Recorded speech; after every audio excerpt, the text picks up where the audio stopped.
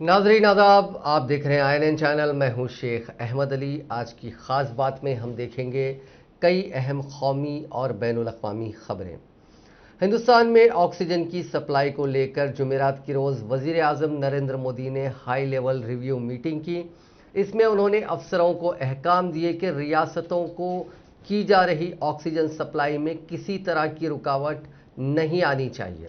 मुल्क में कोरोना को लेकर जुमे के रोज़ सुबह 9 बजे एक हाई लेवल मीटिंग होनी है। इसके बाद कोरोना से ज़्यादा मुतासरा रियासतों के वज़राए आला के साथ भी मोदी 10 बजे सुबह एक मीटिंग करेंगे। ऑक्सीजन मैन्युफैक्चरर्स से उनकी वर्चुअल मीटिंग दोपहर 12:30 बजे होगी। इस मीटिंग के चलते नरेंद्र मोदी ने जुमे के रोज़ अपना बंगाल का दौरा रद्द कर दिया। उन्होंने ट्वीट कर इसकी जानकारी दी। उन्होंने 4 ज़िलों के 56 असेंबली सीटों के लिए 4 रैलियां करनी थी। हालांकि शाम 5 बजे वो वर्चुअली रियासत के वोटरों से अपनी अपील करेंगे। ऑक्सीजन के मसले पर मुल्क के 6 हाईकोर्ट और सुप्रीम कोर्ट में भी सुनवाई चल रही है। इस बीच वजारत दाखिला ने रियासतों को अहकाम दिए हैं कि ऑक्सीजन की सप्लाई वाली गाड़ियों को ना रोका जाए। अफसरों ने वजीर आजम को बताया कि हम रियासतों के साथ मिलकर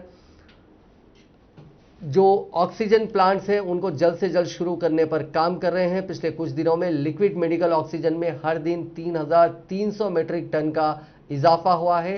इसमें प्राइवेट, सरकारी स्टील प्लांट, इंडस्ट्रीज और ऑक्सीजन मैन्युफैक्चरर्स भी मदद के लिए आगे आए हैं।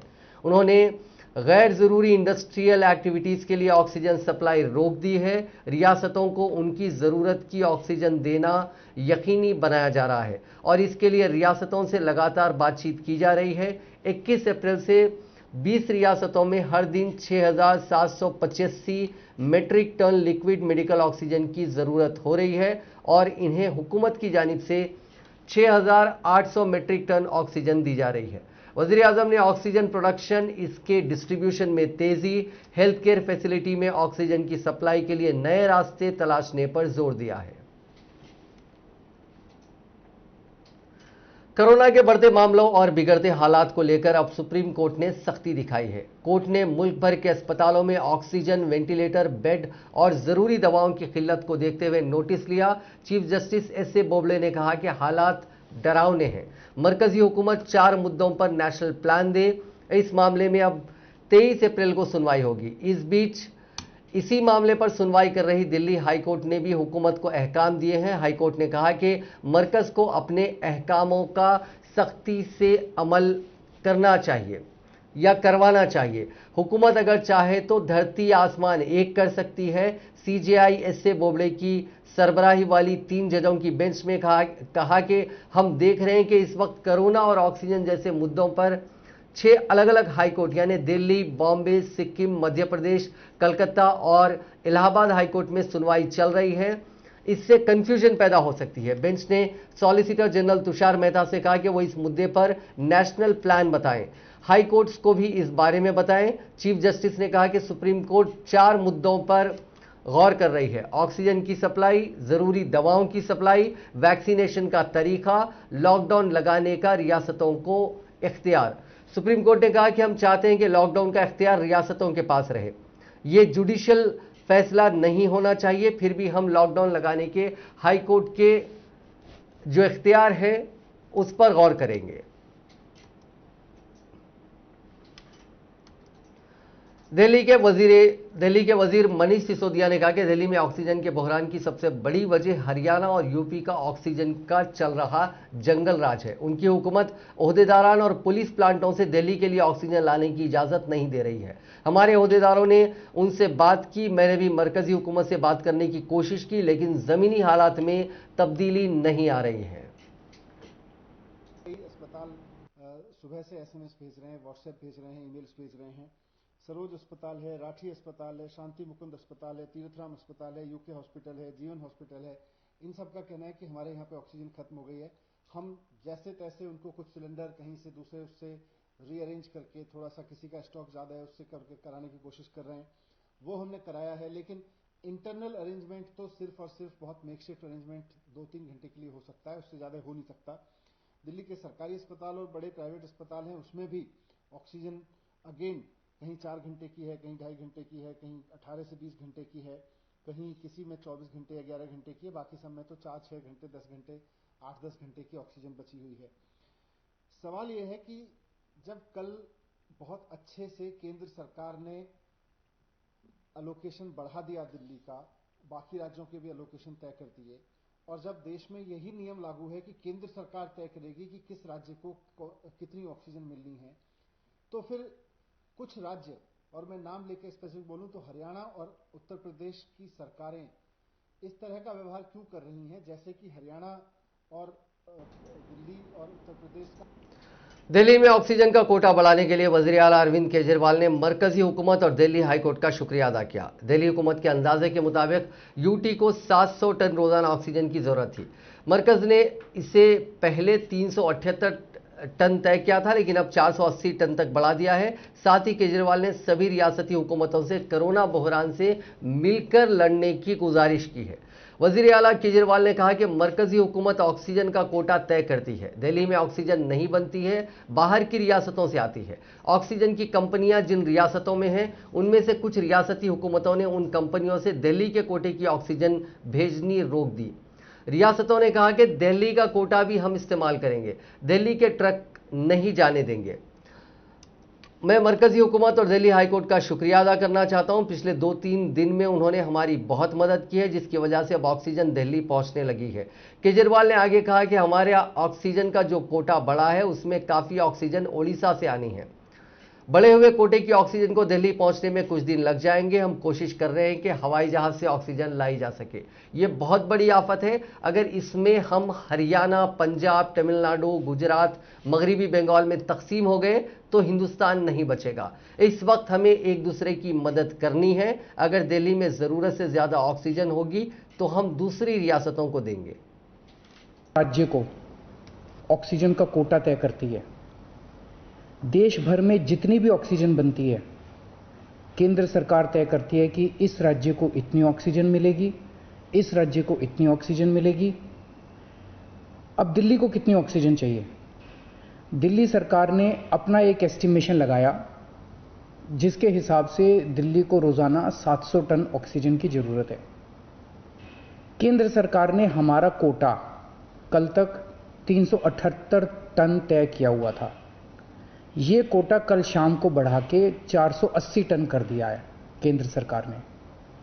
इसके लिए हम केंद्र सरकार के बहुत बहुत आभारी हैं।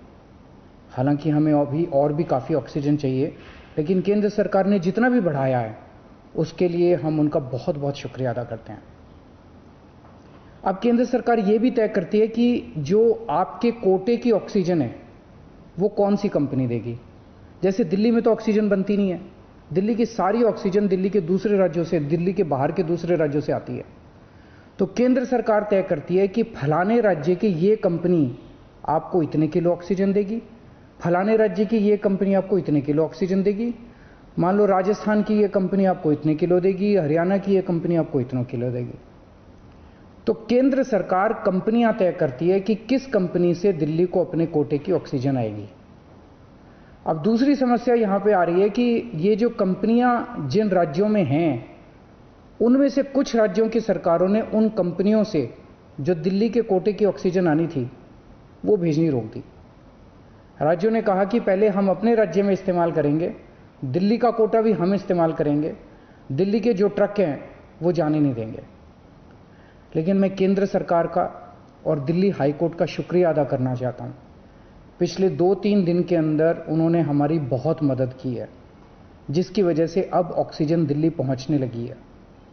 जो जो दिक्कतें आ रही थी, हम लगातार पिछले 2 दिन से एक मिनट टू मिनट, मैं खुद, मनीष जी, मैं, हमारे सारे ऑफिसर्स केंद्र सरकार के लगातार संपर्क में थे। परसों रात को मुझे याद है जब जीटीबी हॉस्पिटल में वहां का ट्रक एक पड़ोसी राज्य से चलना था, उनकी डिमांड बढ़ रही है। दुनिया भर में कोरोना के मामले रोज नए रिकॉर्ड बना रहे हैं। लगभग सभी मुल्कों में कोरोना के नए मामले फिर से बढ़ने लगे हैं। बीते दिन दुनिया में रिकॉर्ड 8,80,977 मामले सामने आए। ये कोरोना वबा की शुरुआत से अब तक का सबसे बड़ा आंकड़ा है। इससे पहले 7 और 8 जनवरी को 8,43,000 नए केसेस सामने आए थे। कोरोना का सबसे ज्यादा असर एशियन कंट्रीज पर पड़ा है। यहां के करीब 15 मुल्कों में हालात बेकाबू हो गए हैं। हिंदुस्तान में नए मुतासरीन का आंकड़ा 3 लाख के पार पहुंच गया है। वहीं तुर्की में रोजाना 60,000 और ईरान में 24,000 नए केसेस सामने आ रहे हैं। ऐसे ही दीगर एशियाई कंट्रीज में भी रोजाना मिलने वाले मुतासरीन का आंकड़ा लगातार बढ़ रहा है। पिछले 24 घंटों में दुनिया में 14,088 लोगों की कोरोना की वजह से मौत हो गई। सबसे ज्यादा 3,157 अमवात ब्राजील में रिकॉर्ड की गई। इसके बाद 2,102 हिंदुस्तान में और 876 मौतें अमेरिका में हुई। पोलैंड में 740 और मेक्सिको में 582 अमवात हुई। हिंदुस्तान कोरोना की दूसरी लहर से परेशान है तो दुनिया के 10 ऐसे भी मुल्क हैं जहां इन्फेक्शन की चौथी लहर चल रही है। इनमें ब्राजील, तुर्की, France, Argentina, Iran, Colombia, Germany, Italy, Peru और पोलैंड जैसे मुल्क शामिल हैं। इन मुल्कों में हर दिन 10,000 से ज्यादा लोग मुतासिर हो रहे हैं। सबसे खराब हालात ब्राजील और तुर्की के हैं। दुनिया में अब तक 14 करोड़ 44 लाख से ज्यादा लोग कोरोना की चपेट में आ चुके हैं। इनमें 30,71,000 मरीजों की मौत हो चुकी है। 12 करोड़ 22 लाख से ज्यादा लोग ठीक हो चुके हैं। फिलहाल 1 करोड़ 87 लाख लोगों का इलाज चल रहा है। इनमें से 1,09,845 मरीजों की हालत क्रिटिकल है। बेहद दुख और फिक्र वाली खबर है। नए मरीजों के मामले में हिंदुस्तान अमेरिका से भी आगे निकल गया है। मुल्क में पहली बार एक दिन में रिकॉर्ड 3,15,552 लोग मुतासिर पाए गए। अब तक किसी एक मुल्क में एक दिन के अंदर मिले मरीजों का यह सबसे बड़ा आंकड़ा है। इसके पहले अमेरिका में सबसे ज्यादा 8 जनवरी को 3,07,000 लोग पॉजिटिव पाए गए थे। अमवात के मामले में भी पिछले 2 दिनों से डराने वाले आंकड़े सामने आ रहे हैं।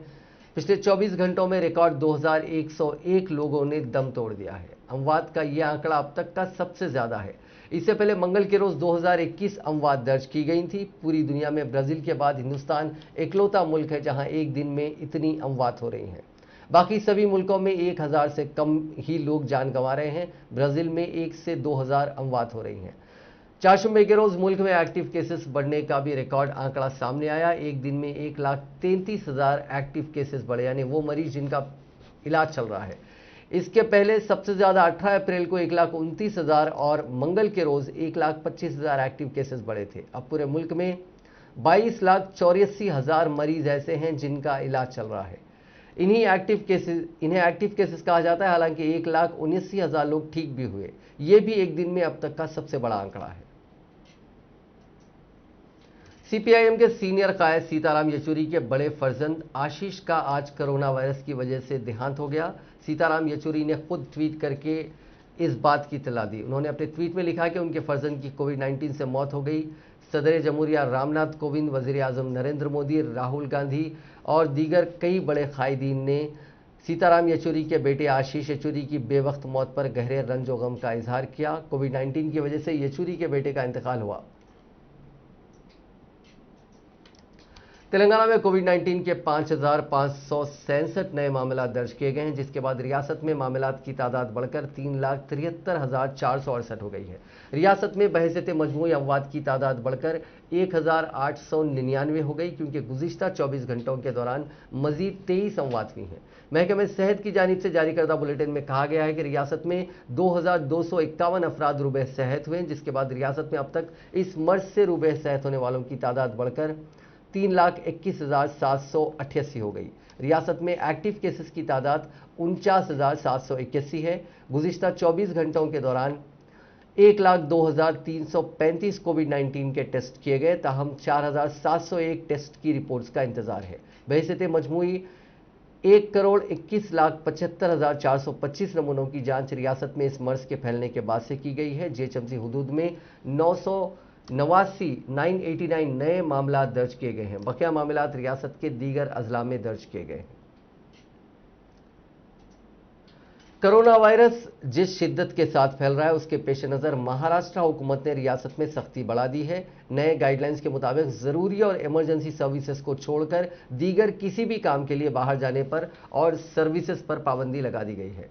नए गाइडलाइंस के मुताबिक जरूरी खिदमात, तिब्बी वजह या टीका लगवाने के अलावा किसी भी दीगर काम के लिए पब्लिक या प्राइवेट ट्रांसपोर्ट का इस्तेमाल करने की इजाजत नहीं होगी। यानी अब महाराष्ट्र में कोई शख्स अपनी जाती गाड़ी से भी सड़क पर नहीं निकल सकता। अस्पताल जाने के लिए, टीका लगवाने के लिए या किसी जरूरी सर्विस के लिए ही कोई शख्स अपनी जाती गाड़ी का इस्तेमाल कर सकता है। वाज़ेह है कि शादी के ताल्लुक से भी हुकूमत ने कह दिया है कि इसके लिए किसी हॉल के इस्तेमाल की इजाज़त नहीं होगी और इसमें 25 अफराद से ज़्यादा शिरकत नहीं कर सकते। वाज़ेह है कि शादी की तकरीब के लिए सिर्फ 2 घंटे की इजाज़त ही मिलेगी। नए गाइडलाइंस के मुताबिक इन ज़ाब्तों की खिलाफ वर्जी की सूरत में 50,000 रुपये का जुर्माना लगेगा। उधर कोरोना वबा के सबसे ज़्यादा मुतासिर महाराष्ट्र में गुज़िश्ता 24 घंटों के दौरान 67,000 से ज़्यादा नए मामले रिकॉर्ड किए गए और 568 मजीद मरीजों की मौत हो गई, जबकि एक्टिव केसेस की तादाद अब तकरीबन 7 लाख है।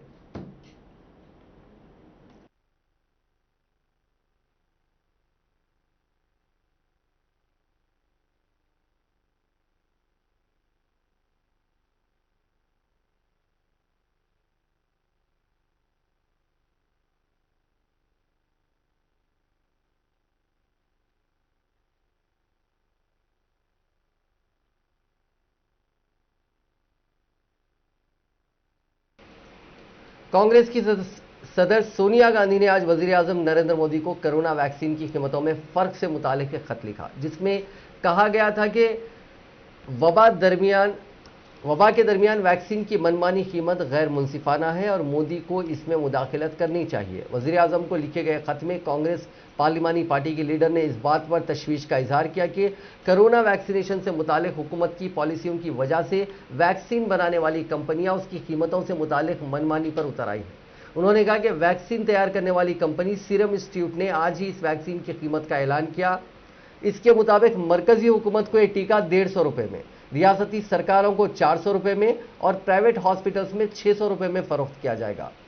कांग्रेस सदर ने कहा कि जब मुल्क में कोरोना की दूसरी लहर उरूज पर है तो हुकूमत को इस तरह की मनमानी की इजाजत नहीं देनी चाहिए और 18 साल से ज्यादा उम्र के तमाम अफराद को उनकी माशी हैसियत या दीगर सतह का अंदाजा किए बगैर यकसान तौर पर सभी के लिए टीकाकारी का इंतजाम करना चाहिए।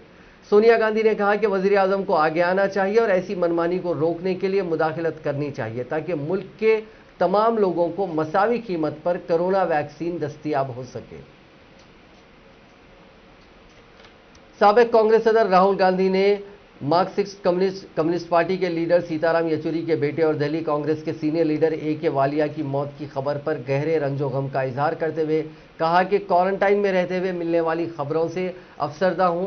राहुल गांधी ने येचुरी के बेटे आशीष के इंतकाल पर अहले खाना से गहरे रंजो गम का इजहार किया और उम्मीद जाहिर की कि खुदा उन्हें इस मुश्किल घड़ी का सामना करने की हिम्मत अता करे। उन्होंने कांग्रेस लीडर ए.के. वालिया के इंतकाल पर भी रंज का इजहार करते हुए कहा कि वो समाजी कामों से वाबस्ता पार्टी के एक अहम लीडर थे। उन्होंने डॉक्टर वालिया के कुंबे और दोस्तों से इजहार ताज़ियत किया। राहुल गांधी ने, जो हाल ही में कोरोना से मुतासिर होने के बाद क्वारंटाइन में है, कहा कि मैं घर में क्वारंटाइन में हूं और मुसलसिल अफसोसनाक खबरें आ रही हैं। हिंदुस्तान में बहरान सिर्फ कोरोना ही नहीं है बल्कि मरकजी हुकूमत की अवाम दुश्मन पॉलिसियां हैं। झूठी तकरीबात और खोखली तकारीर मुल्क के मसाइल को हल नहीं कर सकती। डॉक्टरी पेशा सिर्फ रोजगार ही नहीं बल्कि एक मजहब, एक धर्म है जो किसी भी बहरान में निभाना पड़ता है। कोरोना बहरान में जहां लोग एक दूसरे के करीब आने से डर रहे हैं, वहीं भोपाल के 2 डॉक्टर्स खुद मुतासिर होने के बावजूद कोरोना मरीजों का इलाज कर रहे हैं। उनका कहना है कि हम बैठ गए तो मरीजों को कौन संभालेगा। डॉक्टर अनुराधा चौधरी भोपाल के गांधी मेडिकल कॉलेज के सर्जरी डिपार्टमेंट में एसोसिएट प्रोफेसर हैं और 10 दिन से कोरोना मुतासिर हैं। वो हमीदिया अस्पताल में ए ब्लॉक में 2nd फ्लोर पर भर्ती हैं और यहां भर्ती 20 से ज़्यादा मरीजों का इलाज भी कर रही हैं। वो कहती हैं कि डॉक्टर देवेंद्र और डॉक्टर बर्थडे का इलाज करते देखा तो मेरा हौसला और बढ़ा। फिर तय किया कि यहाँ बीमार बनकर नहीं बैठना है, इसीलिए अपने फ्लोर पर भर्ती 20 और दूसरे फ्लोर के मरीजों का भी इलाज कर रही हूँ। ज़रूरत पड़ती है तो मेडिसिन के वो डॉक्टर जो होम आइसोलेशन में हैं, उनसे फ़ोन पर दवा पूछकर मरीजों को दे देती हूँ। डॉक्टर अनुभव अग्रवाल का जीएमसी से एमडी मेडिसिन 3rd ईयर चल रहा है। वो 16 अप्रैल को कोरोना पॉजिटिव हुए। अभी हमीदिया के एक ब्लॉक में फर्स्ट फ्लोर पर भर्ती हैं। वो बताते हैं कि जिस दिन भर्ती हुए उसी दिन यहां एडमिट एक मरीज को रेमडेसिविर इंजेक्शन से रिएक्शन हुआ। मैंने जिम्मेदारी समझी और इलाज में जुट गया, भूल गया कि मैं खुद भी मरीज हूं। इसके बाद तय किया कि जब तक भर्ती हूं मरीजों का इलाज भी करूंगा। मैं महसूस कर रहा हूं कि इनका इलाज कर मैं खुद भी जल्द रिकवर हो रहा हूं। कोरोना के तेजी से बढ़ते मामलों के बावजूद कई लोग संगीन लापरवाही बरत रहे हैं। असम के सिलचर एयरपोर्ट पर चाशुम्बे के रोज 300 मुसाफिर बिना कोरोना की जांच करवाए भाग गए, जबकि टेस्टिंग जरूरी है।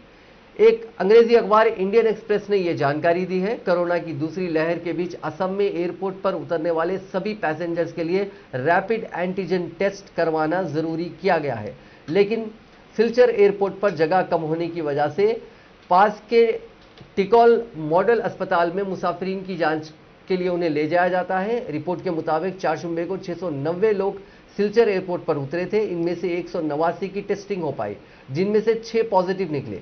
एक ओहदेदार ने बताया कि 300 लोगों के बिना टेस्ट करवाए भागने के वाकये की जांच की जा रही है।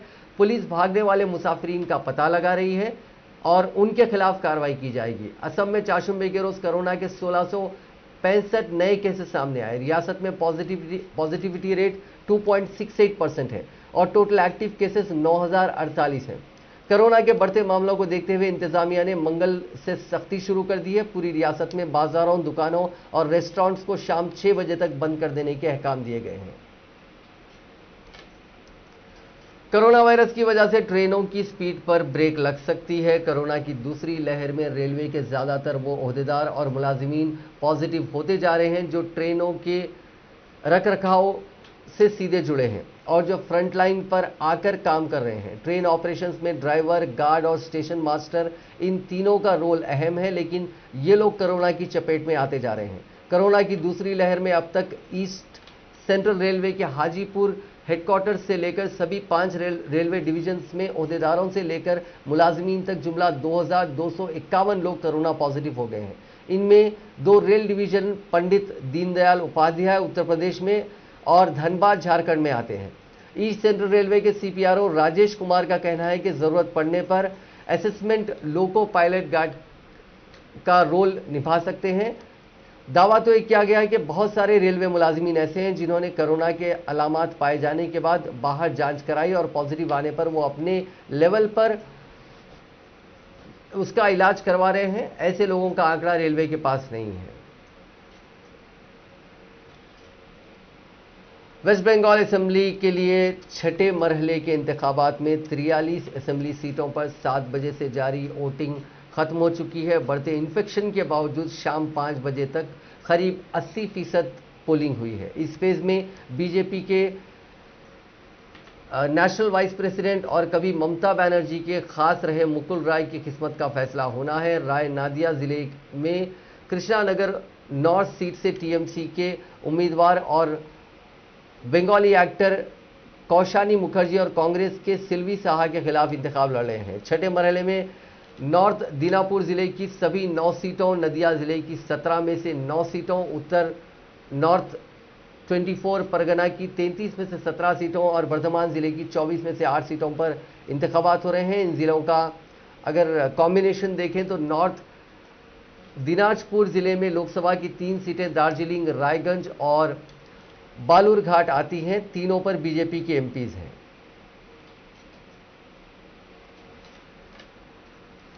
इंडियन एयरफोर्स के सरबराह air chief marshal RKS Bhadauria ने फ्रांस के मेरीग्रेक बोडो एयरबेस से चाशुम्बे को 4 राफेल फाइटर जेट्स को हरी झंडी दिखाकर हिंदुस्तान के लिए रवाना किया। ये राफेल जेट्स चाशुम्बे की देर रात हिंदुस्तान पहुंच गए। एयरफोर्स के मुताबिक ये चारों जेट्स 8000 किलोमीटर की नॉन स्टॉप उड़ान भरकर हिंदुस्तान पहुंचे। यूएई की मदद से रास्ते में एयर टू एयर रीफिलिंग भी की गई। जानकारी के मुताबिक ये एयरक्राफ्ट गुजरात के जामनगर एयरबेस पहुंचे हैं। फ्रांस की कंपनी डसॉल्ट एविएशन से 2016 में ऑर्डर किए गए 36 राफेल फाइटर जेट्स में से अब तक 21 राफेल हिंदुस्तानी इंडियन एयरफोर्स को फ्रांस में सौंपे जा चुके हैं, जिनमें से अब तक 14 हिंदुस्तान पहुंच चुके हैं। बाकी 7 जेट्स फ्रांस में एयरफोर्स के पायलटों को ट्रेनिंग देने के लिए रखे गए हैं। उन्हीं में से 4 को 3 दिन के दौरे पर फ्रांस पहुंचने वाले एयरफोर्स के सरबराह आर.के.एस. भदौरिया ने हरी झंडी दिखाकर हिंदुस्तान के लिए रवाना किया। ये 6 राफेल 28 अप्रैल को हिंदुस्तान के लिए उड़ान भरने वाले थे, लेकिन एयर चीफ मार्शल भदौरिया के सफर के चलते ये प्रोग्राम एक हफ्ता पहले ही तय कर दिया गया।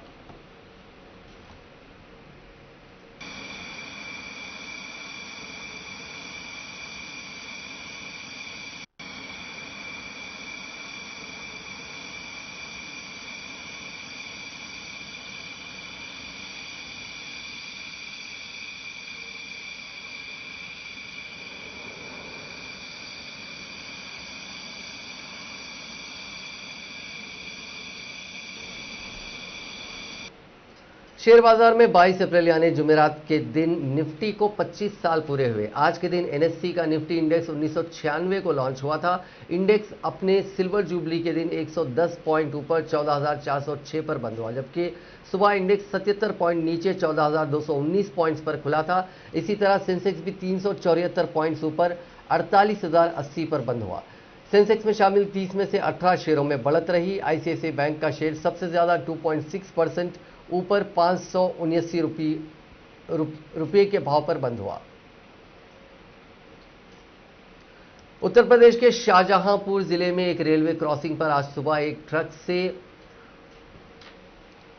चंडीगढ़ लखनऊ एक्सप्रेस ट्रेन के टकरा जाने से ट्रक में सवार 4 लोगों की मौत हो गई। शुमाली रेलवे के चीफ ताल्लुकात आमा के अफसर दीपक कुमार ने बताया कि मुरादाबाद डिवीजन के तहत बलपुर, मीरानपुर, कटरा स्टेशनों के दरमियान चंडीगढ़ लखनऊ एक्सप्रेस रेलवे संपार नंबर G343A पर एक ट्रक से टकरा गई, जिससे ट्रक में सवार 4 लोगों की मौके पर ही मौत हो गई। अफसर दीपक कुमार ने बताया कि इस हादसे में ट्रेन में सवार तकरीबन 850 मुसाफिरों में से किसी को भी कोई नुकसान नहीं पहुंचा। टक्कर के बाद ट्रेन के कुछ कोच पटरी से उतर गए, जिससे अप और डाउन दोनों लाइनों पर आमद और रफ्त मुतासिर हुई। इस हादसे के सबब कम से कम 18 ट्रेनें मुतासिर हुई, जिनमें 8 मालगाड़ियां शामिल हैं। ट्रैक को ट्रैफिक के लिए खोलने का काम शुरू हो गया है। दीपक कुमार ने बताया कि इस हादसे के असबाब की जांच के लिए एक 3 रुकनी कमेटी तश्कील दी गई है। मस्जिद हराम में नमाजियों की एक तस्वीर को समाजी राब्ते की वेबसाइट्स पर काफ़ी पसंदीदगी हासिल हुई है और ये तस्वीर सोशल मीडिया पर वसी पैमाने पर वायरल हो गई है।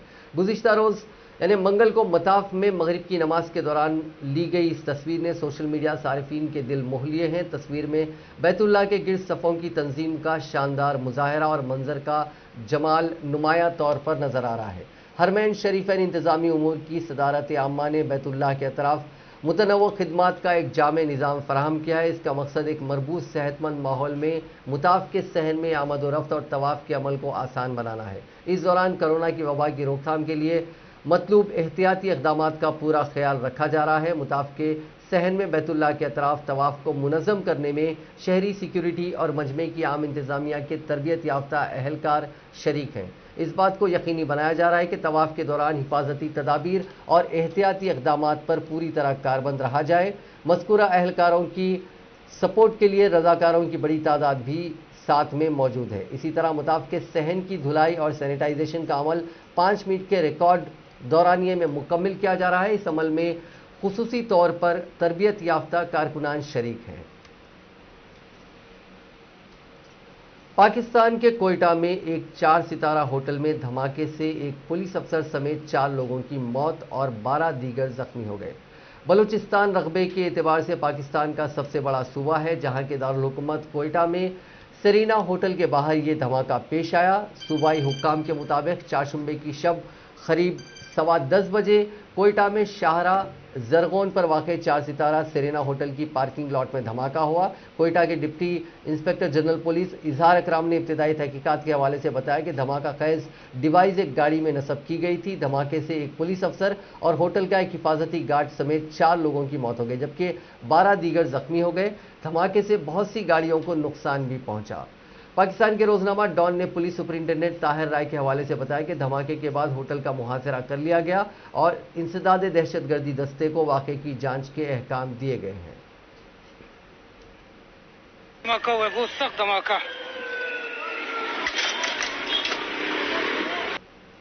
नाजरीन, आज की खास बात में बस इतना ही। आपसे कल मुलाकात होगी नई खबरों के साथ, नए एनालिसिस के साथ। फिलहाल दीजिए इजाजत। खुदा हाफिज।